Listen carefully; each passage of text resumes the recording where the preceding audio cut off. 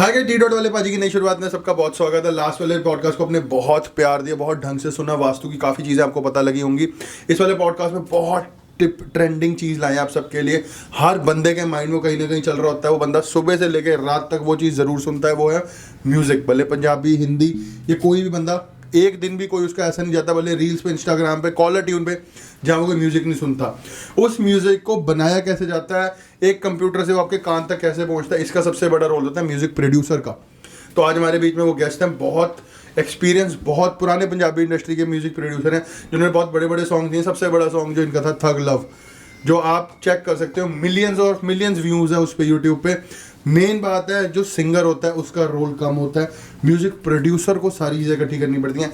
आज की जो हमारी पॉडकास्ट में बातें होंगी वो बताएंगे इस वाले टॉपिक पे कि आज एक म्यूज़िक इंडस्ट्री में क्या क्या कंपोनेंट्स होते हैं, जो गाना हम देखते हैं वो गाना आप तक कैसे पहुंचता है, इस चीज़ों को एक्सप्लेन करेंगे, और कितना पैसा है, क्या है, ये सब चीज़ें होंगी। तो आज जो हमारे गेस्ट है वो है मिस्टर सिमर। इनका इंस्टाग्राम हैंडल इट सिमर, मैं नीचे मेंशन कर रहा हूँ, आप देख सकते हो। ये ट्रेनिंग भी देते हैं, म्यूज़िक सिखाते भी हैं, म्यूज़िक करते भी हैं। तो hi Simar, welcome to the show. Thank you भाई। आज हम ये जानना चाहते हैं कि सबसे इस टाइम ट्रेंडिंग इंडस्ट्री कोई भी अगर आप पूरी धरती पे ले लो तो म्यूज़िक है, और आप एक की कंपोनेंट है उसका। तो जो हम वीडियोस देखते हैं यूट्यूब पे, मतलब एक नए से नए, मतलब रोज ही अगर देखो आप नए वीडियोस पे, अगर आप सब्सक्राइब का बटन दबा दो किसी भी चैनल का, तो डेली वीडियोस डालते हैं। तो ये वीडियोस के पीछे या ये गाने के पीछे जो हम गुनगुनाते हैं, गाड़ी में सुनते हैं, फोन में, स्पीकर पे, टीवी पे, इसके लिए कितनी मेहनत लगती है? बहुत मेहनत लगती है यार। मतलब एक ऑडियंस को सिर्फ 2 मिनट का जो एक गाना सुनने को मिलता है, उसको बनाने में एक म्यूज़िक प्रोड्यूसर की, एक लिरिसिस्ट की और एक सिंगर की हफ्तों की, महीनों की बहुत मेहनत होती है।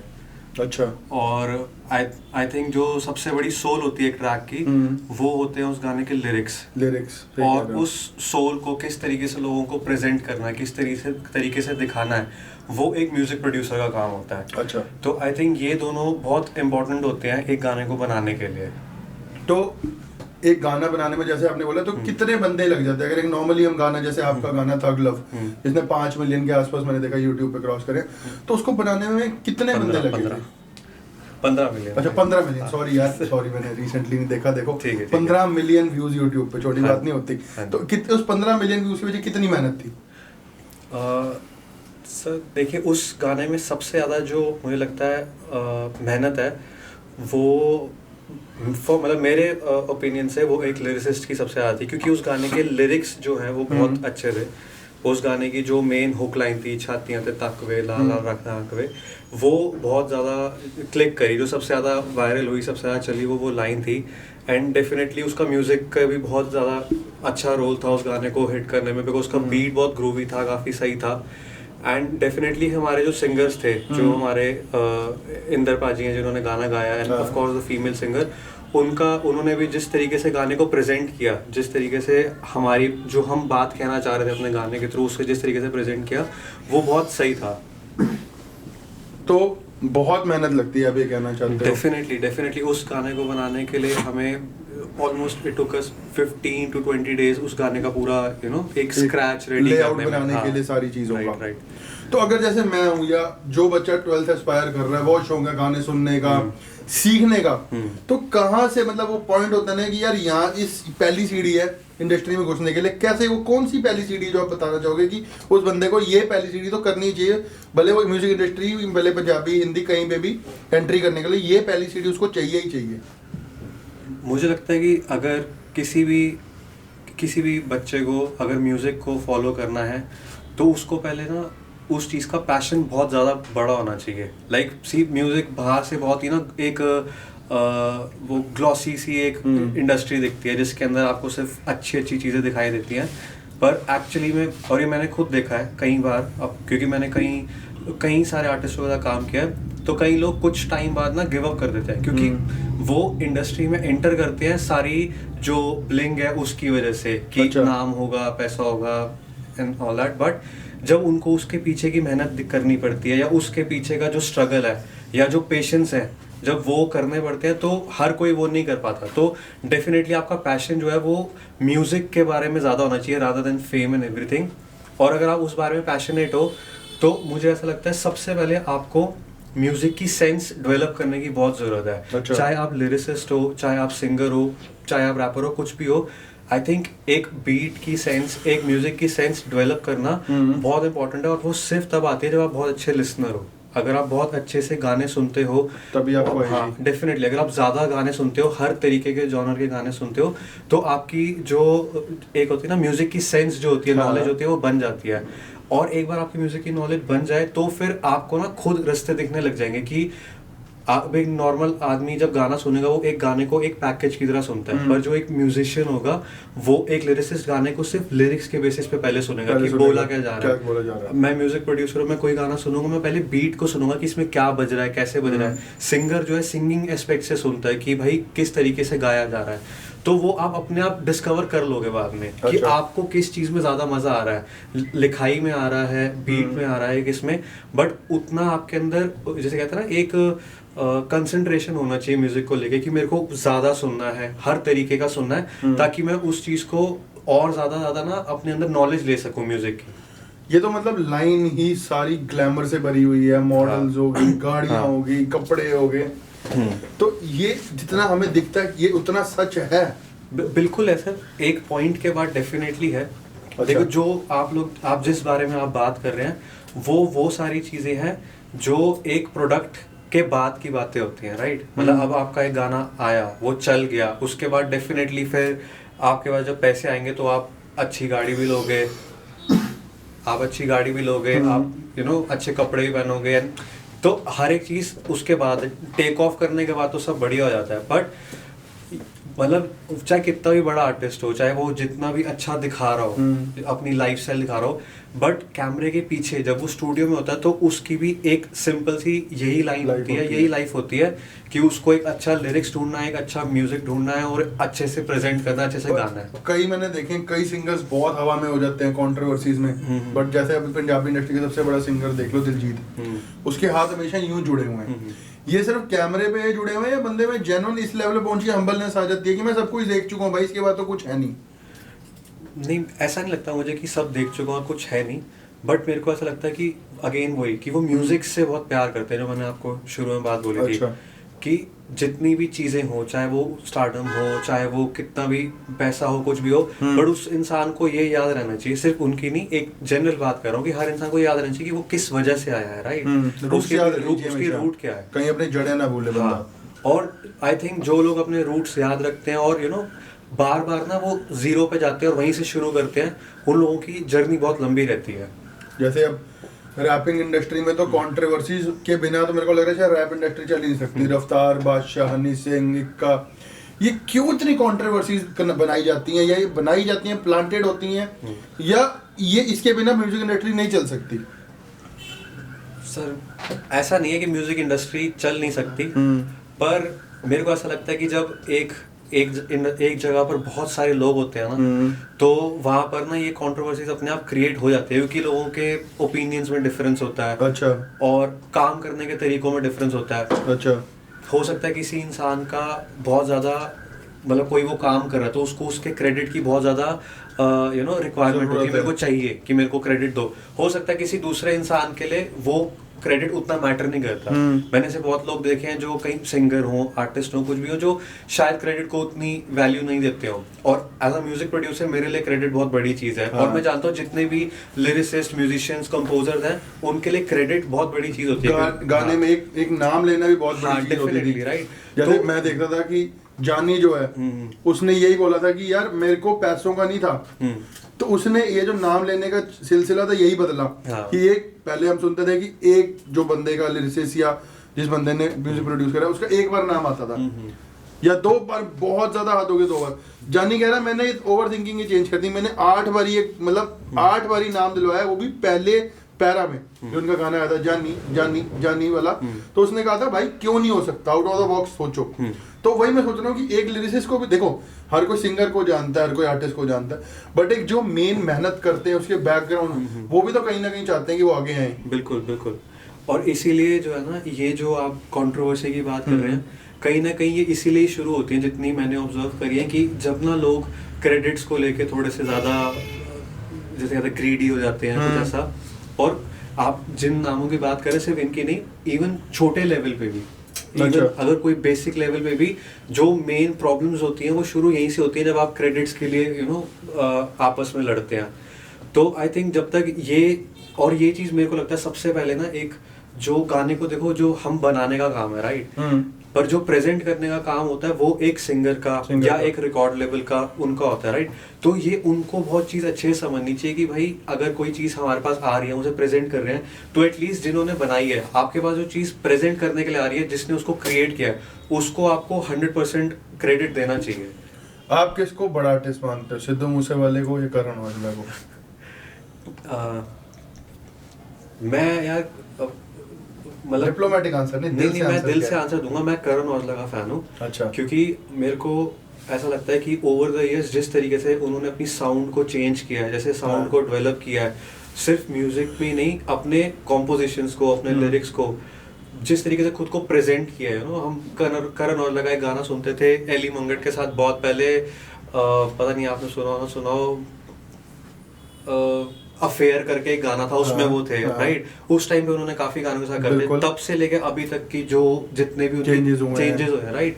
तो ये जिसे कहते हैं ना, ये हर आर्टिस्ट को सीखना चाहिए उस इंसान से कि ओवर द टाइम कैसे अपने आप को बदलना है। कई आर्टिस्ट एक ही ऑनर में चलते रहते हैं, जो स्टक हो जाते हैं ना, फिर वो एक पॉइंट के बाद उनके लिए टफ हो जाता है। रोमांटिक जो गा रहे हैं वो रोमांटिक ही गा रहे हैं, तो रेलेवेंट रहना बेसिकली सबसे इम्पोर्टेंट होता है, और करण औजला ने अपने आप को बहुत अच्छे तरीके से रेलेवेंट रखा है। आगे उम्मीद लगती है कि इतने बड़े शोज कर रहे हैं, इससे बड़े लेवल पे पहुंच सकते हैं। डेफिनेटली यार, देखो अगर उस इंसान ने पिछले 10 साल में अपने आप को रेलेवेंट रखना सीख लिया, तो वो ये चीज़ कंटिन्यू डेफिनेटली करेंगे आगे राइट। और जब तक वो रेलेवेंसी रहेगी तब तक जो है ये जो मतलब कोई भी चीज़ ना लास्ट नहीं हो सकती, उसके बाद डेफिनेटली कुछ और होगा उनके लिए। मूसेवाला अगर होता आज, अगर हम इस प्रेजेंट टाइम पे होता, तब भी आपके यही ओपिनियन होता? हाँ, बिल्कुल यही होता।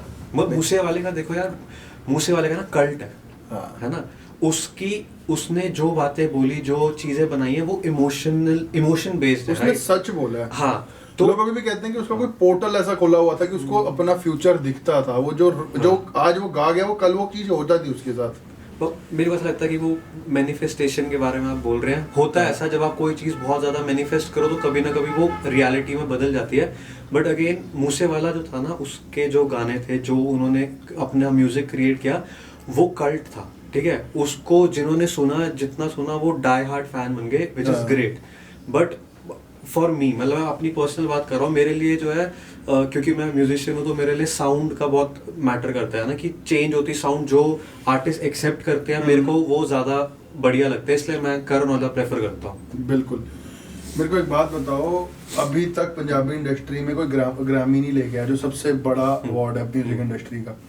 जो अभी टॉप सिंगर्स चल रहे हैं, करण औजला, ठीक है, हनी सिंह हो गया जो इसका कमबैक हो गया, बादशाह, क्योंकि हनी सिंह ने 2012-13 में क्या दिया था, तुम साथ दो मैं ग्रैमी ले आऊंगा, और दिलजीत।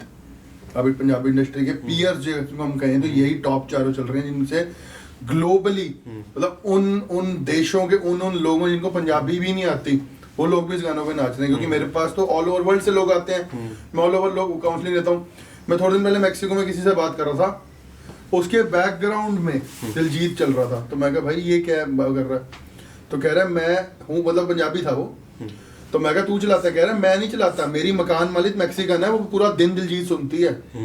कह रही वो तो मैक्सिको में इसका वो क्या कहते हैं कॉन्सर्ट नहीं हुआ, ये तो ये सबसे पहले आगे फैन पिट में खड़ी होती, उसको एक अक्षर पंजाबी का नहीं आता। कह रहा मैं 2-3 बार सिखाया, बेसिक आती है, हाय हेलो सत श्री अकाल आती है, बट वो कह रहा पूरा दिन उसने दिलजीत सुनना है, मैक्सिकन सिंगर से ज्यादा उसे दिलजीत पसंद है।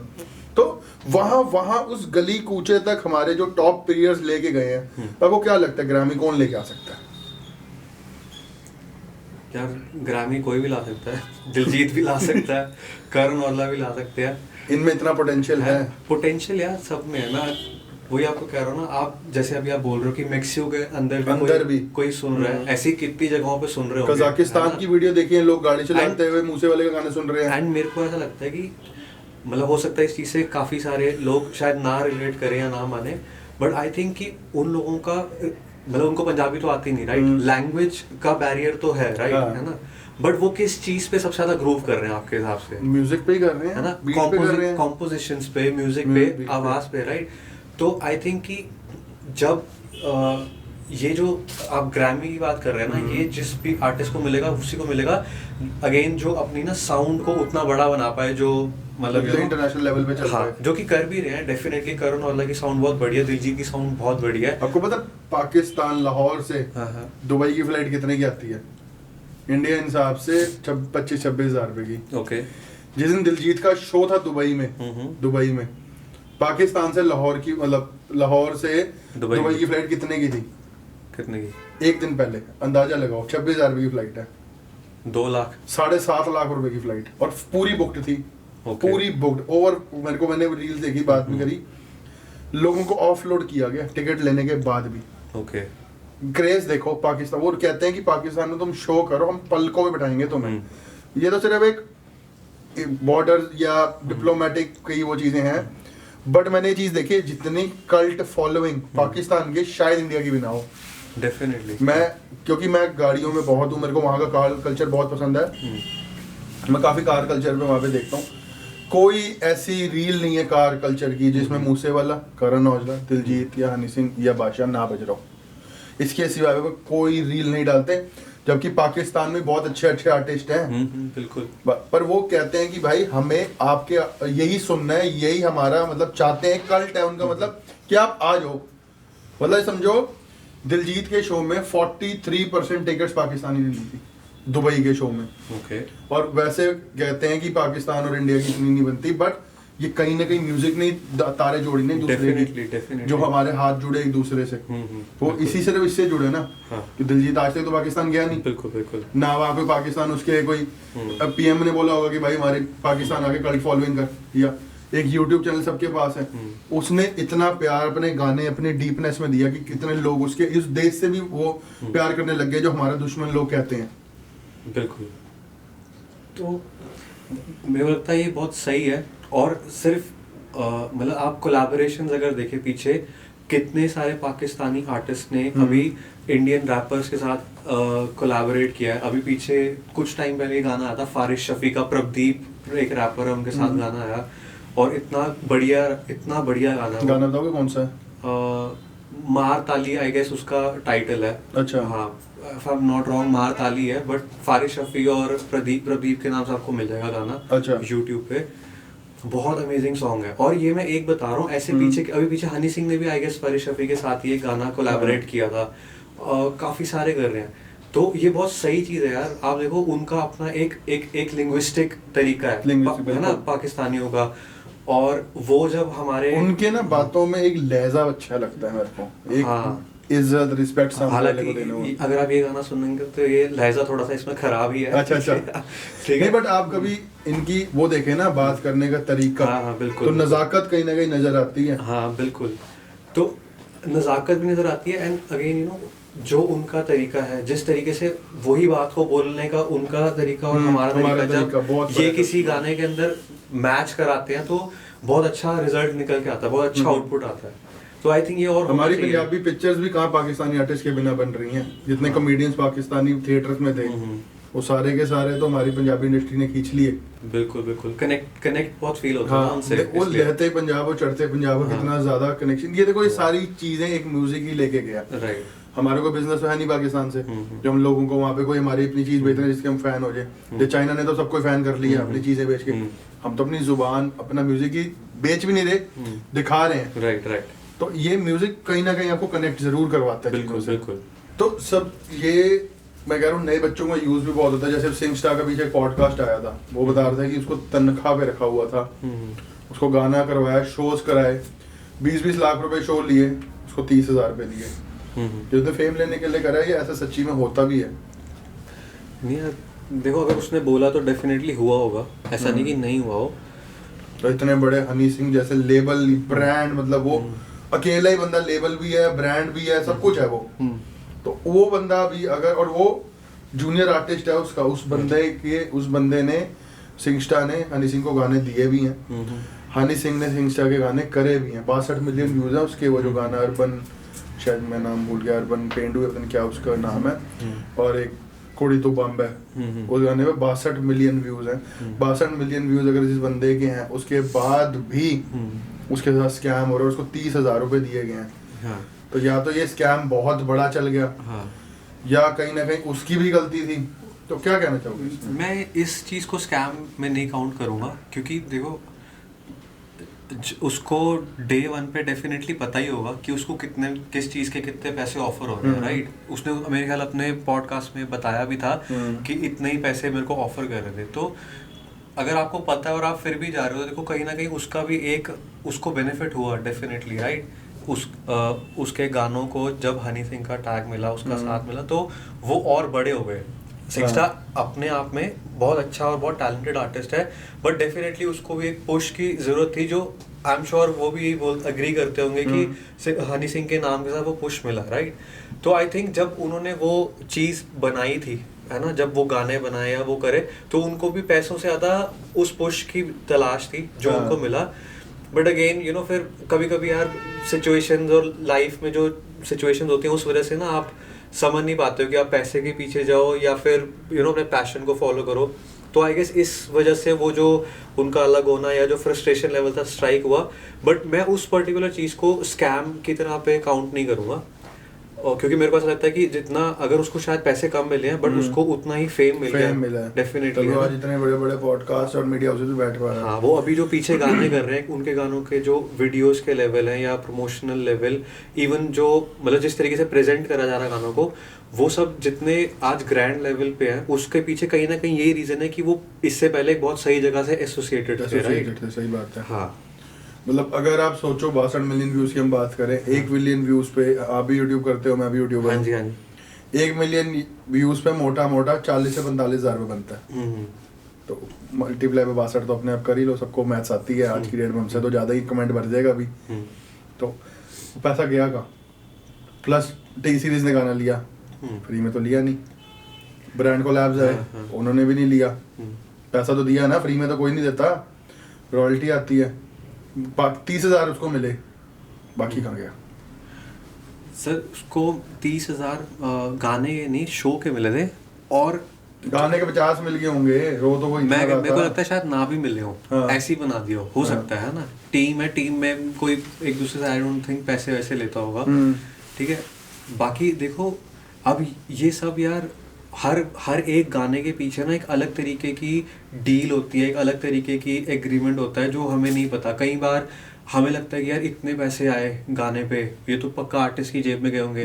कभी कभी ऐसा हो सकता है कि यार वो आर्टिस्ट की जेब में नहीं गए हो, वो सारे लेबल की जेब में गए हो। अच्छा। कभी कभी आर्टिस्ट यू नो एक लमसम अमाउंट पहले ही ले लेते हैं, और लॉयल्टी नहीं देते फिर है नहीं। अगर आपने लमसम अमाउंट ले लिया है तो यू नो अगेन डिपेंड करता है हर एक एग्रीमेंट पे। कुछ लोगों की रॉयल्टी डील्स होती हैं कि 30% हमारा, 70 आपका, 60 हमारा, 40 आपका।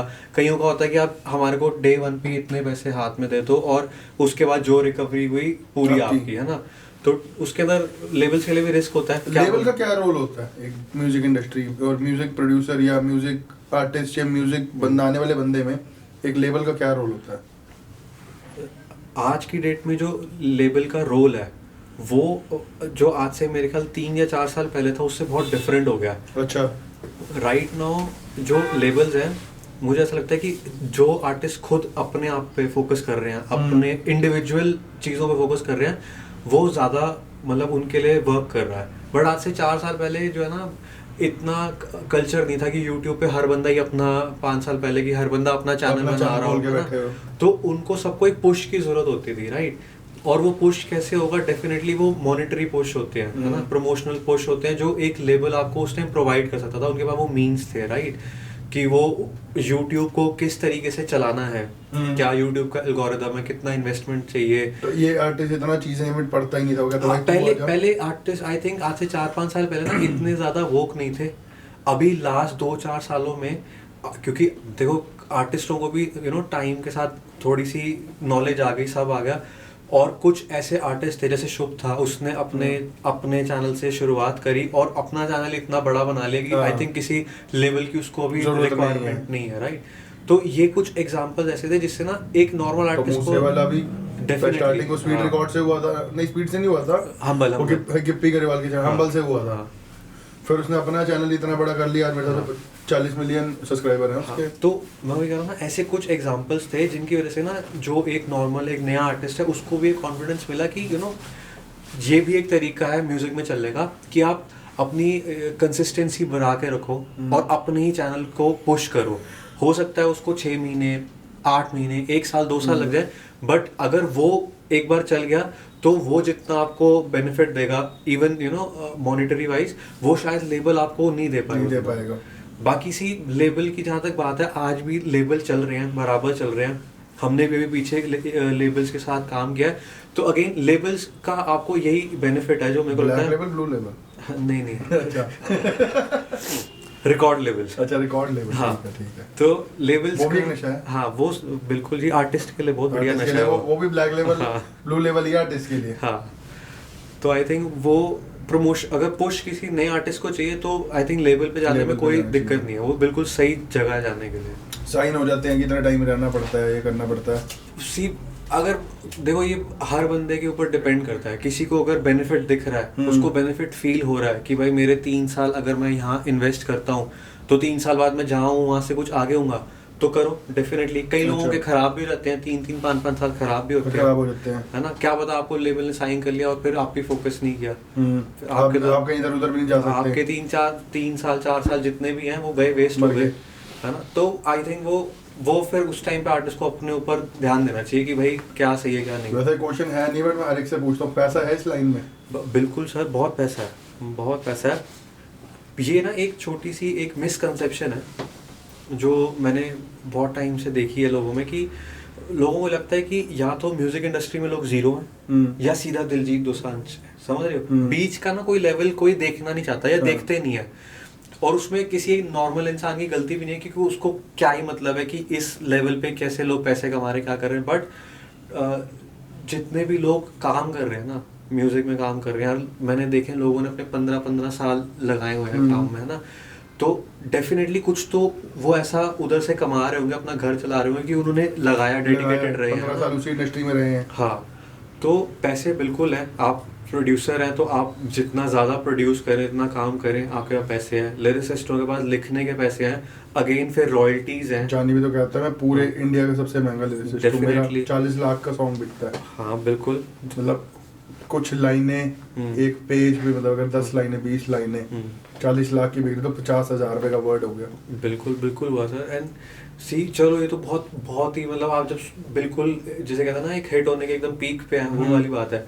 मैं कह रहा हूँ कोई एक नॉर्मल बच्चा भी होगा ना जो आज शुरू करेगा, अगर उसके मन में ये डर है कि पता नहीं मैं कमा पाऊँ या ना कमा पाऊँ, तो आई थिंक इस डर के साथ नहीं शुरू करना चाहिए, क्योंकि पैसे हैं। हाँ ठीक है, हो सकता है इनिशियली आपको उतने ना मिले, बट फिर भी आप जो चीज़ करना चाह रहे हो, आपका पैशन है, और उसी चीज़ के आपको अगर पैसे भी मिल रहे हैं तो उसको परस्यू करने में ना थोड़ा सा आपको ना एक हौसला मिल जाता है। तो पैसे डेफिनेटली होते हैं, बट अगेन ये भी डिपेंड करता है कि जो आर्टिस्ट है वो कैसा है। अगर वो हार्ड वर्किंग है, कंसिस्टेंट है ना, तो उसके लिए पैसे कमाना टफ नहीं है, मुझे नहीं लगता होगा। आप कितने कमा रहे हो? बढ़िया है, बिल्कुल सही है। जितने की मेरे को रिक्वायरमेंट है मैं कर लेता हूँ उतने। आईफोन में गिन दो, थार में गिन दो, लोग तो आजकल ऐसे कैलकुलेशन बता रहे हैं। ठीक है, बढ़िया है, जितना है सही है। स्माइल से तो पता लग रहा है कि जीरो बहुत सारी लगी हुई हैं, आगे का फिगर बता दो। ठीक है, कोई नहीं। ये तो यहीं से समझ जाओ। कमेंट एक बार यहाँ कमेंट कर दो कितने पैसे यहाँ पे आपको लगता है कि कमाते होंगे। हाँ। जब जिसका सबसे पहले गेस्ट होगा ना, उसको पर्सनली बिठा के पूछा जाएगा कि कितने क्लोज थे आप। ठीक है, नहीं, क्योंकि मतलब सबसे पहला पॉडकास्ट शुरू होता है, कोई भी इंडस्ट्री में बात करता हूँ कितना पैसा कमाते हैं।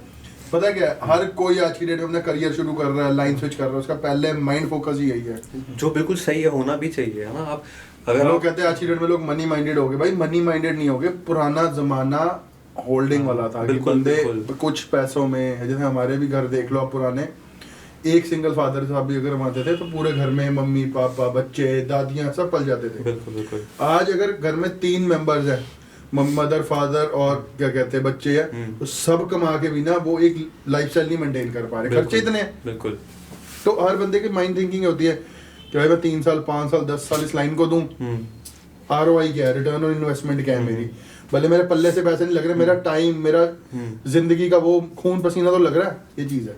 बिल्कुल, मेरे पास लगता है ये जो आपने जो ROI बोला ना, ये बिल्कुल सही है, और ये हर इंसान को सोचना चाहिए कि कोई भी काम करने से पहले। एंड देखो, एक चीज़ मैं आपको डेफिनेटली बता सकता हूँ कि जो आर्टिस्टिक लाइन है, सिर्फ म्यूजिक नहीं, जो भी आर्टिस्टिक इंडस्ट्रीज हैं, चाहे एक्टिंग हो, कुछ भी हो, है ना, ये आपको बहुत पैसा देती है, पर वो पैसा देने से पहले ना ये आपके पेशेंस बहुत टेस्ट करती है। अच्छा। और कभी कभी तो बहुत ज़्यादा लंबे समय के लिए टेस्ट कर देती है ना, बिकॉज यहाँ पर ना आप एक चीज़ आपकी कोई हिट हो जाए, एक गाना हिट हो गया, एक किसी की पिक्चर चल गई, किसी का एक यूट्यूब का कंटेंट चल गया, है ना, उसके बाद आपको ब्रांड डील्स हैं, 10 ऑफर्स हैं, फिर तो पैसे हर जगह से आ रहे हैं, बट वो जो एक जब तक चला नहीं है तब तक का जो एक सब्र है ना, जो पेशेंस है, वो बंदे का टूट जाता है।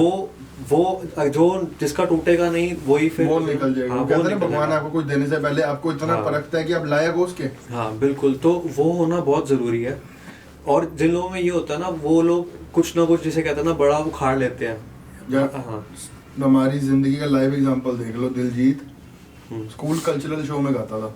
हाँ जी, बताओ।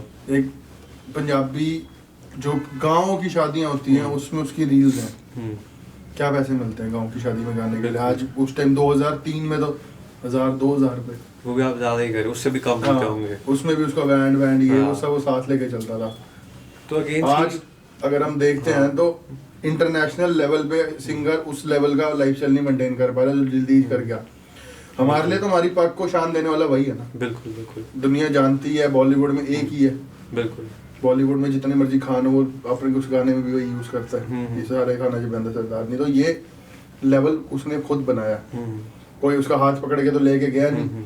2002 से लगा हुआ है, 2002 से उसकी रील्स आ रही हैं, राइट। आज 24 चल रहा है। 22 साल की उसकी मेहनत है, तो 22 साल उसने अपनी जिंदगी के दिए हैं ना। घर परिवार सब उसने वो करा। आज तक उसके घर वालों को उसने रिवील नहीं करा, वैसे तो रूमर्स आते रहते हैं। अब जाके शोज पे अपनी सिस्टर और मदर रिवील करी उसने। 22 साल घर वालों को भी नहीं रिवील करा। उनके पूरे वर्ल्ड टूर्स लगाना, अभी भी देख लो, वो कनाडा अप्रैल में था और अभी वो इंडिया में है। तो अगर उसके घर वाले इंडिया में रहते हैं, कनाडा में कहीं भी रहते हैं, तो अप्रैल से लेके वो अब आपका मोटा मोटा दिसंबर ही आ गया। तो अप्रैल से दिसंबर वो घर से बाहर ही है। कोई अपनी होम किसी भी कंट्री में उसने अपना नेस्ट तो नहीं बनाया कि हाँ भाई मैं चल मैं यूएसए में 3 महीने बैठा हूँ। वो बैक टू बैक शो चल रहे हैं उसके, बैक टू बैक। और शायद मेरे हिसाब से पहला वर्ल्ड टूर होगा जो इतना लंबा चला है, राइट, किसी भी आर्टिस्ट का। मैंने आज तक जो बड़े आर्टिस्ट हैं, डॉक्टर ड्रे हो गया, आपका ड्रेक हो गया, ये क्या कहते हैं आपका, जो बड़े बड़े आर्टिस्ट हैं, एमिनेम हो गया, इनके भी इतने लंबे वर्ल्ड टूर्स नहीं देखे जितना बड़ा मैंने दिलजीत का देखा। राइट। तो सर वही है, आर्टिस्ट के लिए ना जो आर्ट है ना, वो एक मतलब इनिशियली तपस्या के बराबर ही होती है। जो जितनी लंबी करता है उसको उतना ही ज़्यादा उसका, जैसे कहते हैं ना, फल मिल जाता है। और ये चीज़ जो समझ जाए, जो लोग स्पेशली जो अभी जैसे कहते हैं ना, एक उस वाले माइंड सेट में कि हम करें ना करें, तो ये उनको बहुत क्लियर होना चाहिए कि ये तपस्या है, थोड़ी लंबी है, पर इसका फल बहुत अच्छा है। अच्छा, अगर आप करते रहो, लगे रहो, तो ये तो है। चलो, बहुत कुछ सीख लिया हमने इस पॉडकास्ट में, काफ़ी कुछ जान लिया म्यूज़िक इंडस्ट्री के बारे में, कैसे चलती है, कितना पैसा है, क्या क्या करियर डेवलप हो सकते हैं। मैं इनकी इंसाइट ही नीचे दे रहा हूँ। किसी ने भी कुछ सीखना हो म्यूज़िक के बारे में, गाने के बारे में, रिकॉर्डिंग का स्टूडियो भी है इनका बहुत बड़ा, अपनी ये म्यूज़िक की कोचिंग क्लासेस भी देते हैं जो नए एस्पायर स्टूडेंट्स होते हैं। तो फटाफट इन्हें आप DM कर सकते हो, कॉन्टैक्ट कर सकते हो, और मेरे थ्रू जाओगे तो आपको पता है हर जगह डिस्काउंट मिलेगा। हम तो हर जगह कहीं ना कहीं कुंडी बिठाई लेते हैं। तो इस पॉडकास्ट को यही खत्म करते हैं। थैंक यू सो मच मेरा, आपने अपना टाइम दिया। मुझे भी आपका शेड्यूल पता बहुत टाइट रहता है, तो कोई भी आगे म्यूजिक इंडस्ट्री के बारे में जानना चाहता है, इसको हम आगे जरूर कंटिन्यू करेंगे, क्योंकि एक पॉडकास्ट में इतनी ज़्यादा चीज़ें नहीं डिस्कस कर सकते। एक अब्जॉर्प्शन पावर भी होती है बंदे की, इतना ज़्यादा चीज़ें नहीं अब्जॉर्व कर पाएगा। तो ज़रूर पार्ट 2 लेके आएंगे इसका। तब तक के लिए सत श्री अकाल, थैंक यू।